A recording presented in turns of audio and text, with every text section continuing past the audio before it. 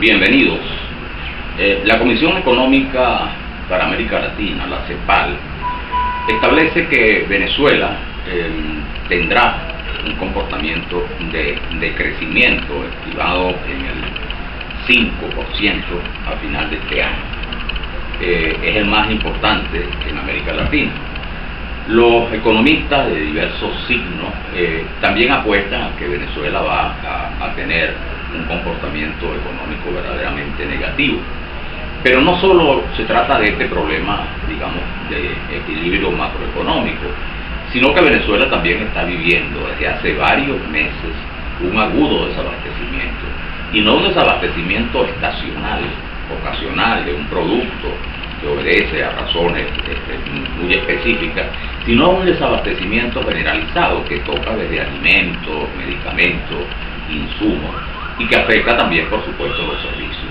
Esto se complementa también con una escasez aguda, que también dura varios meses, y por supuesto con una inflación desbordada, que también los especialistas estiman que este año debe cerrar en el 120, algunos dicen que mucho más, y también se vaticina la posibilidad de que el país entre ya plenamente en un cuadro de hiperinflación, y se sabe los resultados de la hiperinflación, que no solo son desde el punto de vista económico, sino que también tienen secuelas y tienen efectos sociales y políticos, de acuerdo a la experiencia de los países que han padecido este flagelo terrible en su economía.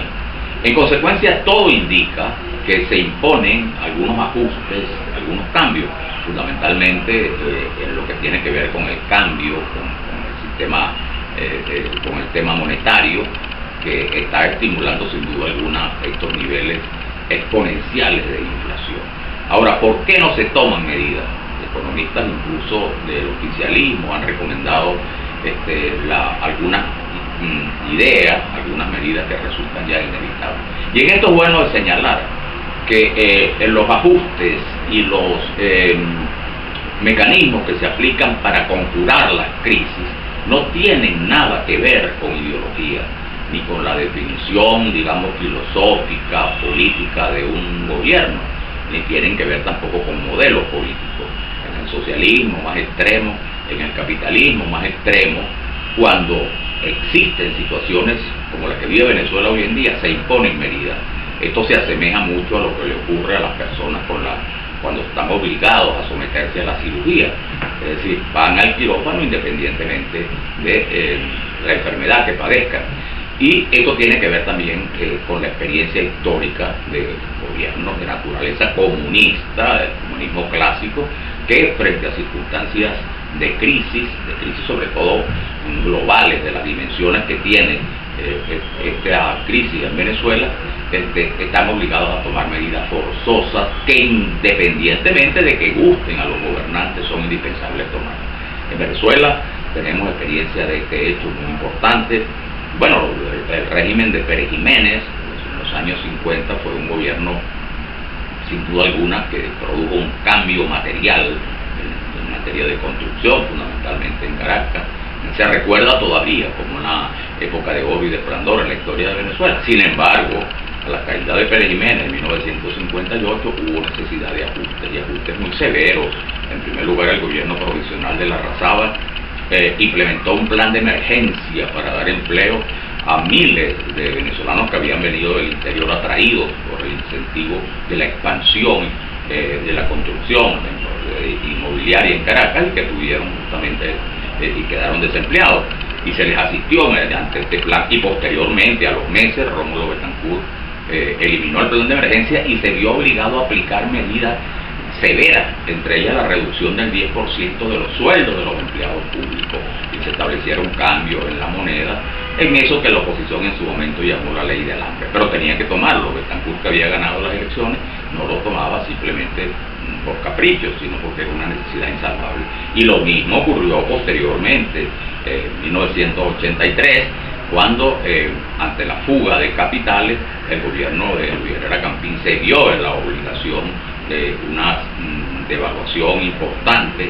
y establecer los controles diferenciales de cambio, lo que se conoce como el Viernes Negro. Y no es porque Luis Herrera quería hacerlo, es más, En ese momento incluso existía la presión del presidente, el expresidente Rafael Caldera, que se había propuesto también como candidato para las elecciones de ese año y que por supuesto sabía que esa medida iba a tener efectos electorales que le eran desfavorables, como en efecto ocurrió.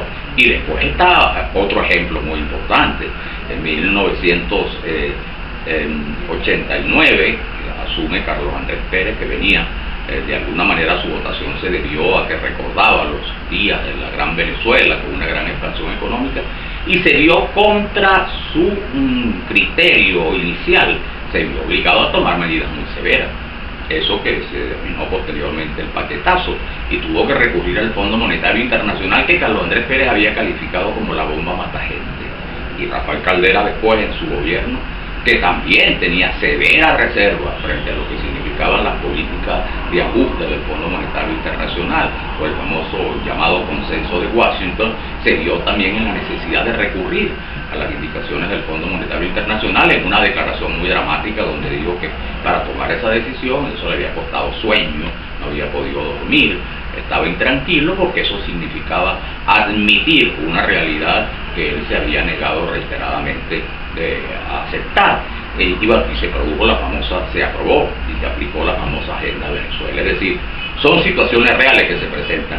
El gobierno de Nicolás Maduro está ante la inevitable decisión de medidas de esta naturaleza. Que sean más profundas, más severas, menos severas, ya ese es otro tema a considerar. Muchas gracias.